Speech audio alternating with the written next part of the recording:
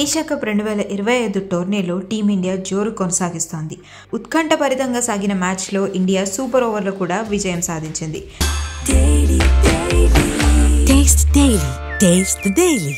హర్షిత్ రాణా, హర్షదీప్ సింగ్ బౌలింగ్లో టీమిండియా శ్రీలంకపై ఘనంగా విజయం సాధించింది. 19వ ఓవర్లో హర్షదీప్ సింగ్ తన బౌలింగ్తో ఇండియాను కాపాడాడనే చెప్పాలి. డెత్ ఓవర్స్లో బౌలింగ్ చేస్తూ శ్రీలంక బ్యాట్స్మెన్కు ముప్ప తిప్పలు పెట్టాడు.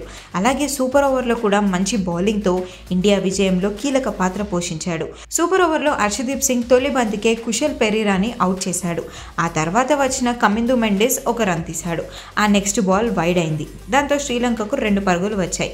4వ బాల్కు డసన్ షనక సింగిల్ తీయబోయి రన్అట్ అయ్యాడు. రన్అట్ కంటే ముందే అంపైర్ క్యాచ్ అవుట్ ఇచ్చాడు. సో షనక రివ్యూ తీసుకున్నాడు.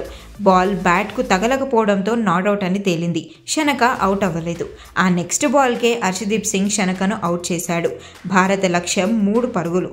బ్యాటింగ్కు వచ్చిన సూర్యకుమార్ యాదవ్ ఫస్ట్ బాల్కే 3 రన్స్ తీశాడు. భారత బౌలర్లు మంచి ప్రదర్శన కనబరచడంతో టీమిండియా ప్రతి మ్యాచ్లోనూ ఇలా విజయం సాధిస్తుంది.